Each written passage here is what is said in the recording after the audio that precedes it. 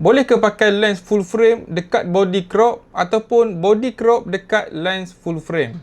Sama lah kan? Boleh ke pakai lens full frame dekat body crop ataupun lens crop dekat body full frame?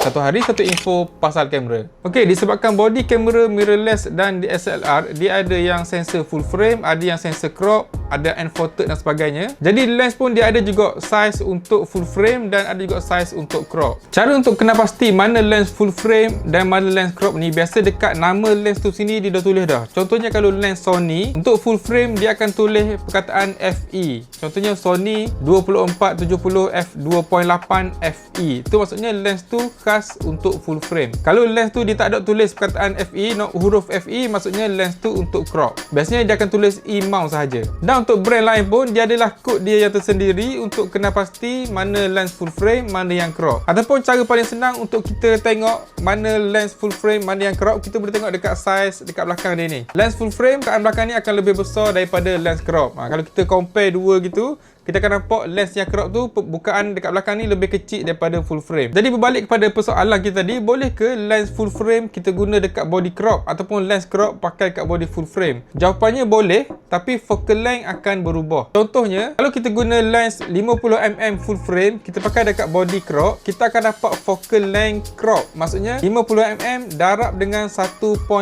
kita akan dapat focal length 75mm. Ataupun kita guna lens full frame 20mm dekat body crop, kita akan dapat focal length 20 kali 1.5, jadi sama dengan kita dapat focal length 30mm. Dan begitulah nombor-nombor lain pun sama. Sama juga keadaannya bila kita pakai lens crop dekat body full frame. Kita akan dapat focal length yang sama dengan crop. Cuma bezanya bila kita pakai lens crop dekat body full frame, biasanya kalau kita guna yang wide angle, kita akan nampak hitam-hitam dekat hujung macam vignette macam tu. Sebab macam yang saya cakap tadi, lens crop ni dia lebih kecil daripada sensor full frame. Okey, contohnya ini size sensor untuk full frame dan ini adalah lens full frame. Bila kita pasang lens full frame dekat kamera full frame, dia akan cover keseluruhan sensor, jadi keseluruhan sensor tu akan dapat cahaya. Tapi bila kita pakai lens crop yang bukaan dia lebih kecil dekat sensor full frame, dia tak boleh cover habis sensor tu. Jadi sebab itulah bahagian hujung-hujung tak dapat cahaya dan kita akan nampak macam hitam je dekat hujung-hujung tu. Itulah lebih kurang sebab kenapa bila kita pakai lens crop dekat body full frame, kita akan nampak vignette ataupun hitam-hitam dekat hujung tu.